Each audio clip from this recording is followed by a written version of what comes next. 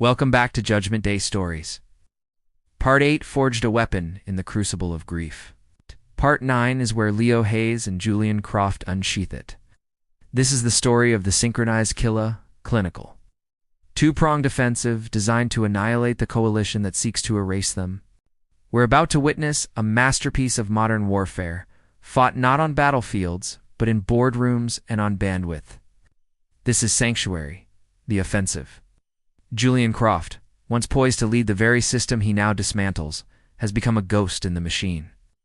He's weaponizing information, using every dirty secret, every skeleton in every closet he's ever collected.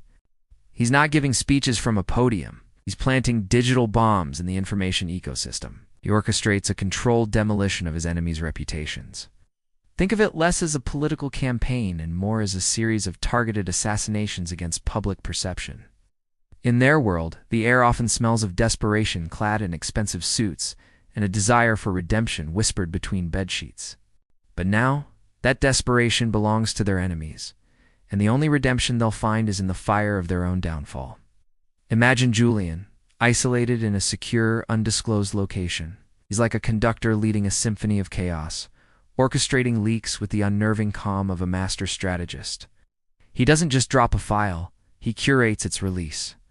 He picks the time, the platform, the narrative frame. A rival's illicit financial dealings are not just exposed. They are dropped into the public square at the precise hour when they will cause maximum damage, timed to coincide with a market opening or a major press conference. He creates the perfect storm, a maelstrom of legal-looking chaos that sends his targets scrambling. He's not just fighting them, he's puppeteering their panic, turning their own public relations machinery against them. And while the world is glued to the unfolding scandal, while the targets are frantically trying to douse the media fires, Leo Hayes makes his move. This is the genius of their dual-front attack. Leo's targets are not armies or battalions. They're the nerve centers of the enemy's operation. He's not interested in a protracted war. He wants a total system failure. While the axis of his enemies is distracted, trying to manage the public implosion Julian has engineered, Leo is methodically cutting their fuel lines. His highly trained crew, moving with silent precision, executes perfectly timed operations. They don't storm buildings with guns blazing. They surgically extract a key financial expert from a high-security office, or they seize a critical server stack from a data center. All while the target's public world is exploding online. This synchronization is the heart of their strategy. It's a beautifully terrifying ballet of destruction. Picture a timeline of their coordinated assault. At time 0, Julian initiates the media leak, flooding the digital space with damning information.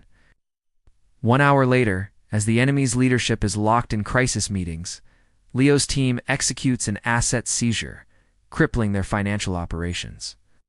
The next hour, a crucial financial block is put in place, freezing their capital. And just as they begin to comprehend the scale of the attack, Leo's units move in for the physical dismantlement of a key logistical hub. It's a cascade of failures, a domino effect engineered with cold, hard precision. Every move is a countermove to a problem the enemy doesn't even know they have yet. This is their masterpiece, a culmination of all their skills, resources, and resolve. We don't trade in vague feelings or vibes here at Judgment Day Stories. We trade in outcomes. And the outcome here is a complete, cascading systems collapse of their enemy's power structure. It's elegant in its brutality. It's terrifying in its efficiency. It is also the very last of their capital. Every resource, every dollar, every favor has been spent on this single, all-or-nothing gambit. They have poured everything they have into this one perfect, destructive symphony. There is no plan B. This is the endgame. This raises a pivotal moral question, one that sits at the very core of their journey. When your vengeance is executed with such flawless, clinical precision destroying lives, careers, and livelihoods with the calm of a surgeon removing a tumor, have you achieved a form of ultimate justice? Have you simply balanced the scales in the most effective way possible? Or, in your quest for retribution, have you merely become the most efficient monster in the room? The line between hero and villain blurs when the methods are this clean and the results this devastating. It's a judgment that forces us to look beyond the victory and question the very nature of the fight. We see the aftermath unfold. The key rival, the architect of their initial suffering, finally realizes the depth of the trap. We see the panic in his eyes as he understands he's not just been outplayed, he's been completely dismantled. The final, decisive action is taken, an arrest, a public takedown, a complete loss of power. And we see Leo and Julian in their separate, isolated command posts, watching the results on their screens. There is no triumphant celebration, no joyous fist-pumping. There is only a hollow, exhausted resolve. The look on their faces isn't one of victory, but of profound soul-crushing cost. They are winning. There is no doubt about that. But the victory tastes like ash in their mouths. It feels like the cold, empty weight of spent resources and moral compromise. They are now completely exposed, with nothing left in reserve. Their one final, desperate move has been made, and it has succeeded. But in doing so, they have placed themselves squarely in the crosshairs with no armor left to wear. The conversation about what's right and what's necessary ends where the excuses for your actions begin. And for Leo and Julian, the time for excuses is long past. So, what comes after the victory? What happens when you've burned down your enemy's house, but you're left standing in the rubble with nothing but the smoke and the memory of the flames?